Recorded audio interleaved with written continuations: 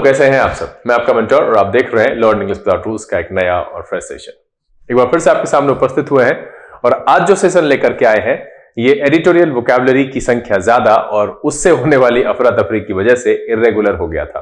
पिछले दिन मैंने एसएससी प्रीवियस ईयर स्पॉटिंग के नवे एपिसोड को आपके सामने रखा और उम्मीद है कि आपने उस सेशन को देख लिया होगा और सेशन से बहुत कुछ सीखने के लिए मिला होगा। उसी श्रृंखला में आगे बढ़ते हुए आज हम यहां पर उसके 10वें एपिसोड के साथ उपस्थित हुए हैं और कोशिश करेंगे कि ये अब कुछ नियमित अंतराल पर आपके सामने लाया जाए और भी जो सेशंस क्लोज टेस्ट वगैरह इरेगुलर हुए हैं उस सबको भी धीरे धीरे चैनलाइज करके एक नियत समय पर आपके सामने रखने की कोशिश करूंगा और एडिटोरियल वोकैबुलरी जैसे मंडे टू फ्राइडे आता है वो आता रहेगा। तो आज यहां पर 10वां एपिसोड आपके सामने रखते हैं। चलिए सेशन को शुरू करते हैं, लेकिन उससे पहले जो लोग इस चैनल पर नए हैं और वैसे पुराने लोग जिन्होंने अब तक चैनल को सब्सक्राइब नहीं किया है प्लीज सब्सक्राइब कर लीजिए। बेल आइकन प्रेस करके नोटिफिकेशन को ऑल पर रखना नहीं भूलेगा ताकि यहां से जो वीडियो अपलोड हो उसकी सूचना आपको मिले और कोई भी सेशन मिस ना हो। लाइक और शेयर करने में कंजूसी नहीं कीजिएगा। साथ में सेशन के दौरान अगर मन में कोई बात रह जाती है, कोई कॉन्सेप्ट ऐसा हो जो समझ में ना आए तो कमेंट में साझा करने से झिझकिएगा नहीं। इसके अगले ही एपिसोड में जो हमें 11वां लेकर के उपस्थित होंगे वहीं पर उस सवाल का जवाब भी आपको मिल जाएगा। चलिए सेशन की शुरुआत करते हैं।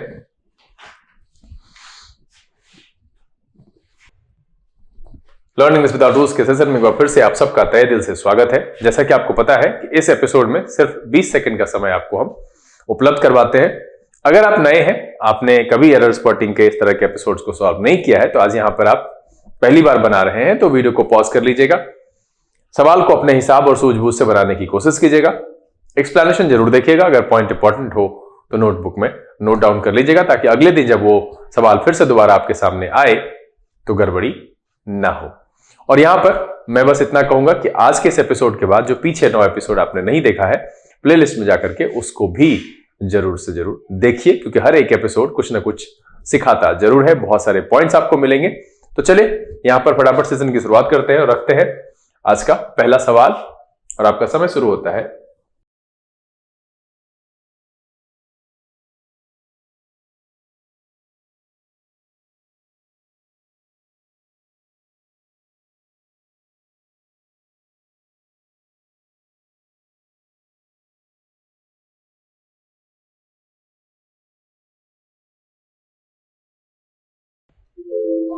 चलिए समय समाप्त हो चुका है। बहुत ही आसान सवाल है और अगर आपने नॉर्म्स वगैरह नहीं भी पढ़े हैं फिर भी अगर आपने पेपर पढ़ना शुरू किया है, जिसकी कि मैं सलाह शुरू से आप सबको देता आया हूं कि न्यूज़पेपर रीडिंग बहुत जरूरी है। पढ़ के आपको समझ में आता है कि कैसे लिखा जाता है, लिखने का तरीका क्या है, शब्द का क्रम क्या होता है, उच्चारण कैसा होता है, तो धीरे धीरे फिर वो आपके जहन में बसता जाता है और आप उसके साथ बहुत ही फ्रेंडली हो जाते हैं। तो यहां पर देखिए क्या कह रहा है कि I found the 2 first chapters. अब देखिए फर्स्ट जो होता है ये और जो 2 है ये 2 तरह के नंबर है। ये है ऑर्डिनल, ठीक है, ये मैं बता चुका हूं, और ये है कार्डिनल। मैंने आपको इसमें बताया था हिंट के लिए कि ओ ऑर्डिनल मतलब order, first second third fourth fifth, और सी फॉर काउंटिंग यानी 1 2 3 4। अब देखिए फर्स्ट कभी 2 हो सकता है? नहीं होगा ना। फर्स्ट 2 चैप्टर्स हो सकते हैं कि पहला वाला 2 फर्स्ट कभी होगा? फर्स्ट जो होता है वो फर्स्ट होता है, उसके साथ कोई भी बात नहीं होगी यहां पर। तो इसका क्या करेंगे, क्रम चेंज करेंगे। 2 इधर फर्स्ट इधर, है ना, फर्स्ट इधर 2 इधर, यानी क्या हो जाएगा, I found the first 2 chapters of the book particularly interesting, है ना। पहला 2 चैप्टर शुरुआत से जो 2 आया वो, यहां पर 2 फर्स्ट लिखने पर वैसे पढ़ने में भी अजीब लग रहा है और सेंस अगर सोच के देखेंगे तो बिल्कुल ही यहां पर वो संभव ही नहीं है। इसलिए सवाल का जवाब क्या हो जाएगा, ऑप्शन नंबर बी। बहुत ही आसान है, आराम से आपने इसको सॉल्व कर लिया होगा। चलिए अगला सवाल लेते हैं और आपका समय शुरू होता है अब।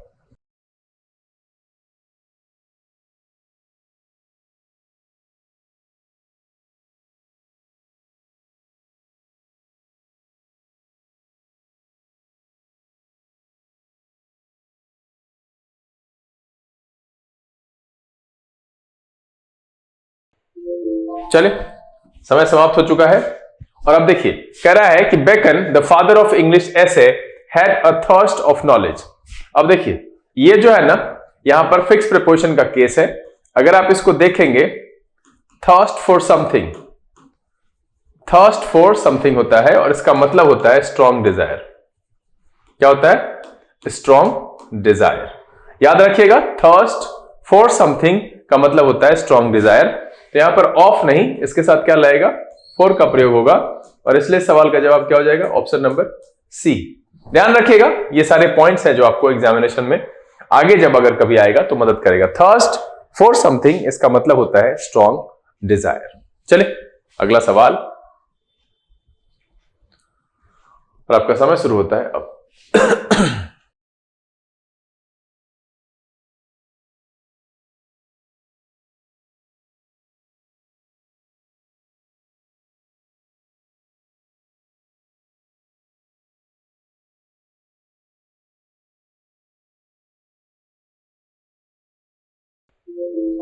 चलिए समय समाप्त हो चुका है। यहां पर देखिए बहुत ही आसान सवाल है ये। मैंने जो पेयर पढ़ाया था, 3 तरह के पेयर पढ़ाए थे, मैं एक बार फिर से बता देता हूं, बहुत दिन हो गया है। पेयर जो 1 था, पेयर जो 2 था, और पेयर 3, मैंने इसको बहुत ही विस्तार से बच्चों को पढ़ाया है। ठीक है, अगर आप सब में से जितने भी नए सब्सक्राइबर जुड़े हैं, अगर आपको नहीं पता है तो आप रिक्वेस्ट लगाएंगे, कमेंट में लिख करके मुझे बताइए, तो हम इस एपिसोड को फिर से दोबारा एक नए सिरे से हम पढ़ा देंगे। वैसे इसको मैंने पढ़ाया है। इसमें क्या था? पहला पेयर क्या था? पहला पेयर था प्रेजेंट प्रेजेंट। ठीक है, प्रेजेंट प्रेजेंट। दूसरा क्या था? Present past. ठीक है, प्रेजेंट पास्ट। और तीसरा पेयर क्या था? पास्ट पास्ट, है ना? ठीक, इसमें जो ओल्ड वाला है, मैं कलर चेंज कर देता हूं, आप देखिएगा। इसमें जो ओल्ड वाला प्रेजेंट है, इसको हम ट्रांसलेट करते हैं हैज हैव प्लस V3 से, और जो रीसेंट पास्ट है उसको या तो V1 V5 से करते हैं, या इज RM प्लस V4 से करते हैं। ठीक है, इसमें जो पास्ट है उसको V2 से करते हैं, या was were प्लस V4 से, और इसमें जो प्रेजेंट है वो हैज हैव प्लस V3 से ट्रांसलेट होता है। जैसे since he went he has not written a letter, है ना? सिंस ही वेंट, देखिए ये V2, he has not written letter. तो ये जो पास्ट है ये यहां पर ये वाला ओल्ड होगा, इसमें लिखने की जरूरत ही नहीं है। प्रेजेंट पास्ट में पास्ट ओल्ड होगा। इसका जो ओल्ड वाला था उसमें था हैड प्लस V3, ये मैंने बताया था, और जो रिसेंट है था प्रेजेंट पास्ट, उसमें V2 या was were के साथ V4। ये पेयर था 3। इसमें था the patient had died before the doctor केम। तो ये वाला पेयर देखिए, यहां पर 2 हैड तो कभी मैंने पढ़ाया ही नहीं है ना? कभी मैंने आपको 2 हैड बताया नहीं। यहां पर भी हैड लेफ्ट है, यहां पर हैड रीच्ड है, होगा नहीं। तो पहले कौन सा काम हुआ? तो ये, और ओल्ड वन कौन सा है? ये है ओल्ड वन इसमें, और ये है रीसेंट वाला, है ना? रीसेंट पास्ट, 2 पास्ट है, एक है ओल्ड पास्ट और एक है रीसेंट पास्ट। तो रीसेंट में क्या हो जाएगा? यहां से हैड हट जाएगा। The train had left when he reached the station. क्या हो जाएगा? Train had left when he reached the station. अब देखिए मैंने यहां पर एक रफ डायग्राम आपके सामने रखा है कि दोनों प्रेजेंट प्रेजेंट में है। तो एक जो रीसेंट वाला प्रेजेंट है वो V1 V5 है, इज RM V4 से ट्रांसलेट होगा। दूसरा क्या है? प्रेजेंट वाला पुराना हैज हैव से, जैसे he looks happy because his father has come, है ना? लुक्स हो गया देखिए V5 से, और हिज फादर हैज कम। दूसरा मैंने कहा कि since he went he has not written a letter, जाना पहले हुआ और चिट्ठी अब तक नहीं लिखा है। तो पुराना वाला क्या हो जाएगा? V2 से, और ये वाला हैज हैव प्लस V3 से, और उसमें जानते ही डॉक्टर के आने के पहले रोगी मर गया। मैंने आप सबसे ये कहा कि अगर आपको ये फिर से पढ़ना है तो आप कमेंट में लिख करके मुझे बता सकते हैं, और अगर रिक्वेस्ट करने वालों की संख्या 10 से ज्यादा होगी तो पक्का हम इस एपिसोड को फिर से पूरे विस्तार से आकर के हम आपको समझाएंगे। इस पर बहुत सारा सवाल पूछता है, तो आप सब देख लो कि आपको इसको अगर दोबारा पढ़ना है तो कमेंट में कम से कम, मैंने कहा कि आप रिक्वेस्ट करने वालों की संख्या 10 प्लस होनी चाहिए, तभी ये एपिसोड जो है हम दोबारा लेकर के आएंगे आपके सामने। चलिए, तो इसलिए सवाल का जवाब क्या हो जाएगा? Option number B. यहां से हम क्या करेंगे? हैड हटा लेंगे। इसमें क्या हो जाएगा? सिर्फ रीच्ड का प्रयोग होगा। चलिए अगला जो सवाल, आपका समय शुरू होता है अब।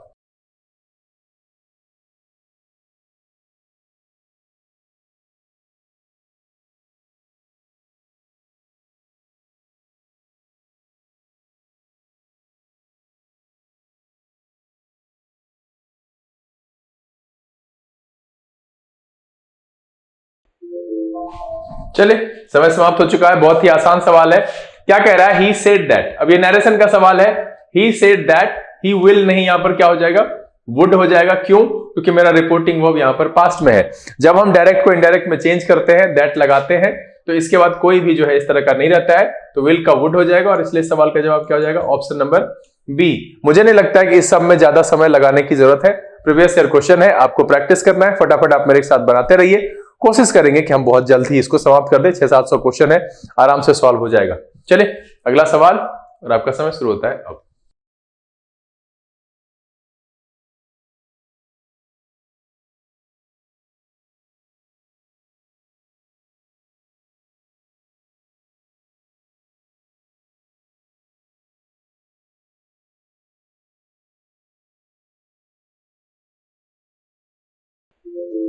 चले, समय समाप्त हो गया है। यहां पर देखिए कि ये जो लिखा हुआ है ना, कि कह रहा है I am able to cope up with all these difficulties.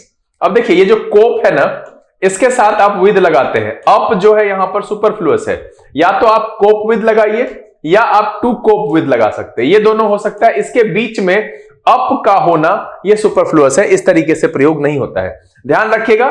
या तो आप कोप विद लिख सकते हैं या टू कोप विद लिख सकते हैं, इसको ध्यान रखिएगा। दो इंपॉर्टेंट है। कोप अप विद में अप जो है वो सुपरफ्लुअस है, बेमतलब वहां पर लिखा गया है, उस तरीके से उसको नहीं लिखते हैं। तो इसलिए सवाल का जवाब क्या हो जाएगा?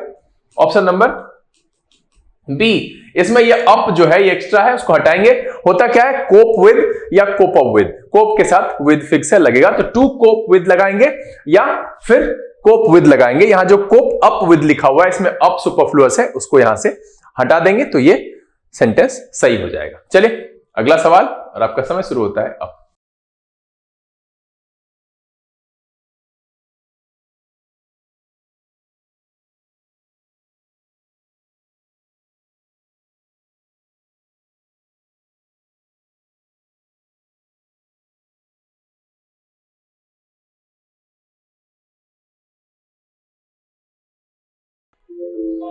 चलिए समय समाप्त हो गया। कह रहा है आई विश। जैसे ही यहां पर लगा आई विश, तो ये क्या हो गया? आई विश जैसे लिखा तो ये हो गया इमेजिनेशन। क्या है? इमेजिनेशन। ये दो तरह का होता है, एक होता है प्रेजेंट इमेजिनेशन, और आपको पता है कि इसमें वर्क का प्रयोग करते हैं। और जो एक होता है पास्ट इमेजिनेशन, उसमें हम हैड बिन का प्रयोग करते हैं, या आप कह सकते हो हैड प्लस V3 का प्रयोग करते हैं। ये सब मैं बता चुका हूं, ठीक है। इमेजिनेशन जैसे लिखा हुआ है आई विश, तो आई एम नहीं, यहां पर हो जाएगा आई वर, ठीक है। I wish I were the richest person in the whole wide world, है ना, तब जाकर के सही होगा। तो यहां पर एम नहीं वर होना चाहिए, इसलिए सवाल का जवाब क्या हो जाएगा? Option number A. चले अगला सवाल, और आपका समय शुरू होता है।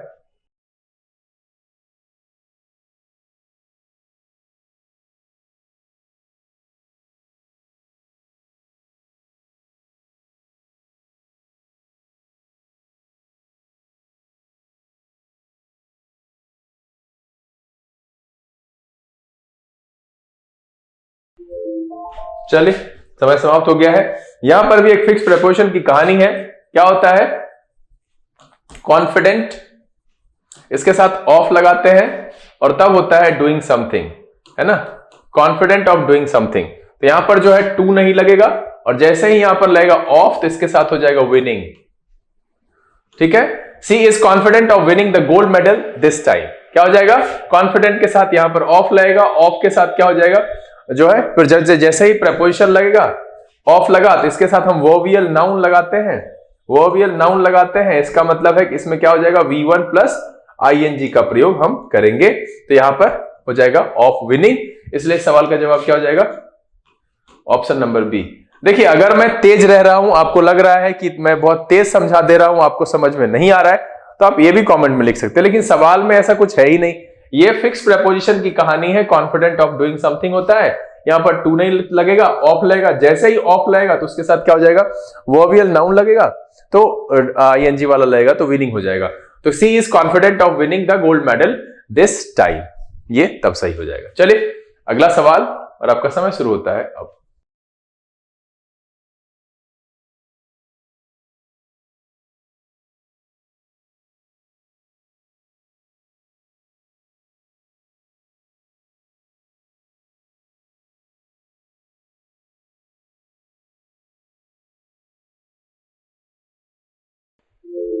चले, समय समाप्त हो चुका है। ठीक है, अब यहां पर देखिए क्या कह रहा था, बॉय लेड। अब यहां जो है ना, अगर आप पढ़ेंगे तो क्या है, the shelter for a long time before somebody came. तो यहां पर सबसे पहले तो V2 इस्तेमाल किया है। अब ये जो वर्ब है ना, इसमें देखिए ये इसका पहला फॉर्म होता है ले, दूसरा फॉर्म है लेड और तीसरा फॉर्म है लेड। इसका मतलब होता है पुट डाउन जेंटली और केयरफुली। ठीक है, पुट डाउन जेंटली और केयरफुली, ये इस सेंस में इस्तेमाल होता है। जबकि यहां पर आराम करने का जो सेंस है, तो ये है इसका V1, ये है इसका V2 और ये है इसका V3। अब देखिए जिसकी बात यहां की जा रही है वो होता है लाई, ले एंड लेन। ठीक है, इसका मतलब होता है लेटने से, V2 और ये है V3। तो मेरा जो इस्तेमाल होगा वो इसका इस्तेमाल होगा। यहां से इसको खत्म करेंगे और यहां पर लिखेंगे ले। पास्ट क्यों लिख रहे हैं, क्योंकि यहां पर केम है। तो सवाल बहुत ही आसान है, अगर आप इस दोनों को जानते हैं, ले एंड लाई का डिफरेंस आपको पता है, तो आप इस बात को समझ जाएंगे। अगर आपको ये डिफरेंस नहीं पता है तब फिर गड़बड़ी होगी। अब इसका एक और मीनिंग होता है, मैं चाहता हूं कि कमेंट में आप लिखें और उसका जो दो फॉर्म है V2 और V3 वो भी आप कमेंट में लिख करके मुझे बताइए। तो एक जैसे दो शब्द है, यहां पर दो वर्ब फॉर्म्स, इसके अलग अलग, इसके भी अलग अलग। तो इस दोनों के अंतर को समझिए। यहां जो दिया गया है वो संदर्भ के हिसाब से फिट नहीं है, इसलिए हमको ये वाले वर्ब का ये वाला दूसरा फॉर्म लगाना पड़ेगा। मैं ये कह रहा हूं कि ये एक वर्ब है जिसका एक और मीनिंग होता है, उस मीनिंग का जो दूसरा तीसरा फॉर्म है वो आप कमेंट में लिख करके बताइएगा। तो यहां पर जो सवाल का जवाब हो गया, ये हो गया ऑप्शन नंबर ए। चलिए अगला सवाल, और आपका समय शुरू होता है अब।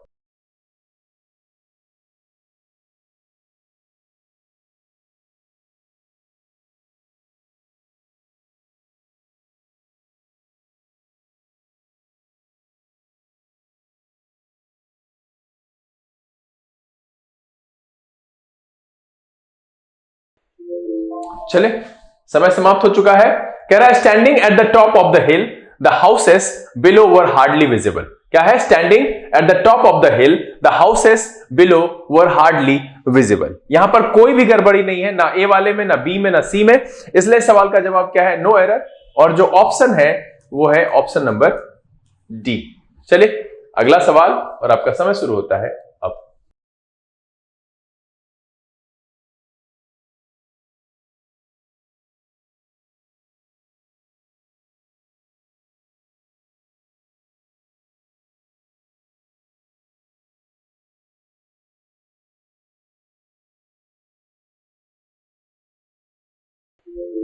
चलिए समय समाप्त हो गया है। क्या कह रहा है कि Kambli is one of the players who has been. अब देखिए मैंने आपको बताया था कि रिलेटिव प्रोनाउन की औकात वही होती है जिसके एंटेसेडेंट उसका जैसा होता है। तो ये जो हु इस्तेमाल हुआ है ये प्लेयर्स के लिए हुआ है। चूंकि प्लेयर्स प्लूरल है तो हु भी प्लूरल हो गया, इसलिए यहां पर हैज नहीं होगा, क्या होगा, हैव। क्या है, Kambli is one of the players who have been selected for the test match. और इसीलिए इस सवाल का जवाब है वो है ऑप्शन नंबर बी। मैंने क्या कहा, ध्यान दीजिएगा कि रिलेटिव प्रोनाउन सिंगुलर या प्लूरल अपने एंटेसेडेंट के हिसाब से होता है, और एंटेसेडेंट वो शब्द होता है जिसके लिए कोई रिलेटिव प्रोनाउन इस्तेमाल किया जाता है। तो यहां प्लेयर्स का इस्तेमाल, प्लेयर्स के लिए हु का इस्तेमाल हुआ है, क्योंकि ये प्लूरल है तो यहां पर भी प्लूरल होगा, हैज की जगह पर हैव का प्रयोग करेंगे। चलिए अगला सवाल, और आपका समय शुरू होता है अब।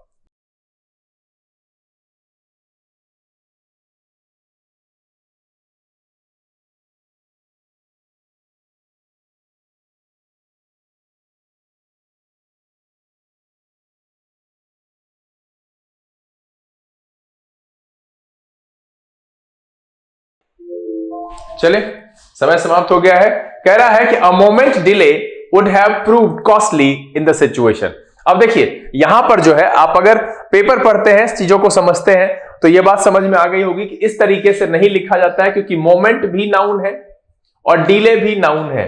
तो आप या तो इसको एडजेक्टिव में चेंज कर लो, मोमेंट्री कर लो, या नहीं तो आप कर दो मोमेंट्स एपोस्ट्रोफी एस लगा दो इस पर, अ मोमेंट्स डिले, है ना, तब जाकर के सही हो जाएगा। यहां पर मोमेंट और डिले दोनों के दोनों नाउन है, या तो उसमें एपोस्ट्रोफी एस लगा करके उसके साथ उसका रिलेशन दर्शा दो, या फिर उसको मोमेंट्री करके एडजेक्टिव कि a momentary delay would have proved costly in the situation, या a moment's delay would have proved costly in the situation. तब जाकर के सही होगा और इसलिए इस सवाल का जवाब क्या हो जाएगा? Option number A. चलिए अगला सवाल और आपका समय शुरू होता है अब।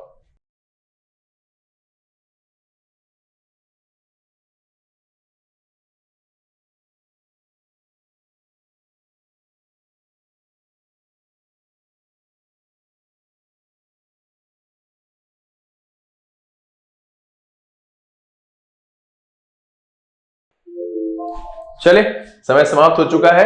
कह रहा है कि Ram disappointed his mother as he did not write to her very often. क्या है? Ram disappointed his mother as he did not write to her very often. यहां पर भी कोई गड़बड़ी नहीं है, इसलिए इस सवाल का जवाब क्या है? ऑप्शन नंबर डी, मतलब है नो एरर। चलिए अगला सवाल और आपका समय शुरू होता है अब।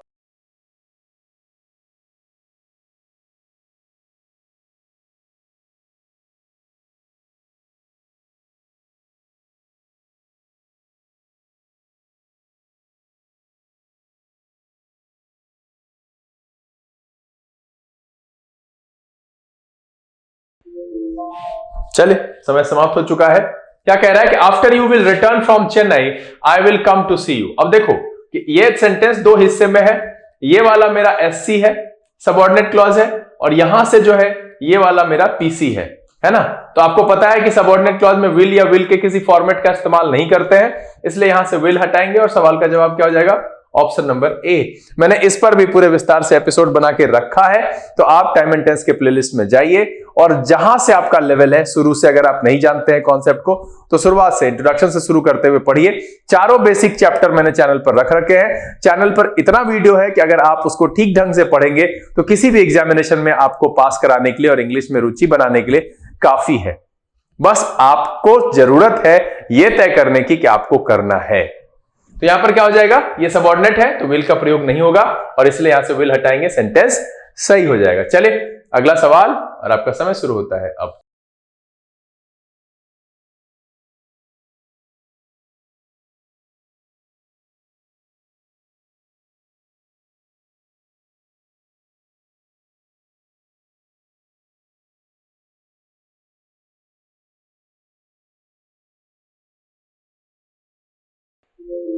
चलिए समय समाप्त हो चुका है। कह रहा है scenes from the film had to be censored. अब देखिए ये जो है ना, इसको मैंने आपके वोकैबुलरी वाले सेशन में पढ़ाया। अभी भी अगर आप द हिंदू एडिटोरियल वोकैबुलरी नहीं देख रहे हैं तो आपको देखना चाहिए। मंडे टू फ्राइडे आता है, रात के 10 बजे के आसपास आता है। कोशिश कर रहे हैं कि उसका समय नीचे करें और आपको देखना जरूर चाहिए। देखिए इसका जो मतलब है ना सेंसर, इसका मतलब होता है निंदा करना, कड़ी निंदा करना। और जो यहां पर फिल्म के सीन की बात की जा रही है उसका स्पेलिंग होगा CNSOR, काट छांट करना, नियंत्रण करना, इस सेंस में इसका। तो यहां पर क्या हो जाएगा? ये गलत है, इस शब्द का प्रयोग नहीं करेंगे, ये वाला प्रयोग करेंगे क्योंकि इसका मीनिंग दूसरा है। इसलिए इस सवाल का जवाब क्या हो जाएगा? Option number B. ठीक है, scenes from the film had to be censored before it was released. चले सेशन का आखिरी सवाल और आपका समय शुरू होता है अब।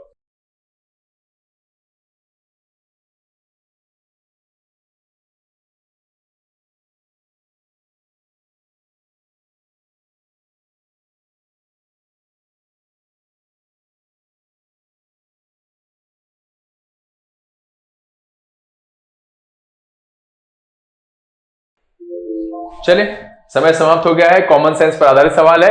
कह रहा when my sister was ill I went to the hospital on alternative days. अब देखिए ऑल्टरनेटिव का मतलब होता है सब्स्टिट्यूट या कोई दूसरा। यहां क्या होगा? ऑल्टरनेट। ऑल्टरनेट का मतलब आप जानते हैं एक छोड़ करके एक, है ना। यहां पर ऑल्टरनेटिव का प्रयोग गलत है। When my sister was ill I went to the hospital on alternate days, तब जाकर के सही होगा। इसलिए सवाल का जवाब क्या है? ऑप्शन नंबर सी।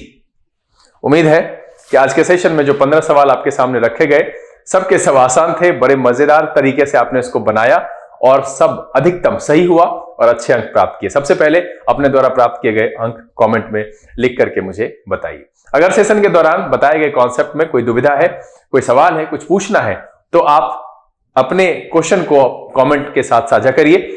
हम कोशिश करेंगे कि अगले ही सेशन में उसका जवाब लेकर के उपस्थित हो। साथ में मैंने आपको बताया था बीच सेशन में कि पेयर वाले सेंटेंसेस को अगर आप दोबारा पढ़ना चाहते हैं तो मैंने कहा कि अगर 10 से ज्यादा रिक्वेस्ट लगाए जाएंगे तो हम उस एपिसोड को फिर से रीडिजाइन करके आपके सामने उपस्थित होंगे और इस बार का जो तरीका होगा वो और आसान होगा और पूरे विस्तारित तरीके से हम बताएंगे। बहरहाल उम्मीद तो यह है कि यह सेशन आपको पसंद आया। अगर ये वीडियो अच्छा लगा आप इसको लाइक कर दीजिए। अब तक चैनल सब्सक्राइब नहीं किया तो प्लीज सब्सक्राइब कर लीजिए। बेल आइकन प्रेस करके नोटिफिकेशन को ऑल पर रखना नहीं भूलिएगा, ताकि यहां से जो वीडियो अपलोड हो उसकी सूचना आपको मिले और कोई भी सेशन मिस ना हो। समय यहां से विदा लेने का, बहुत जल्द इस तरह के एपिसोड के साथ फिर आपके सामने उपस्थित होंगे। तब तक के लिए आप घर में रहिए, अपना और अपने परिवारजनों का ख्याल रखिए, खुश रहिए, मस्त रहिए, लेकिन पढ़ते लिखते जरूर रहिएगा। लर्निंग विदाउट टूल्स के सेशन से this is BK Singh signing off. Keep reading, keep practising. Thank you, God bless you.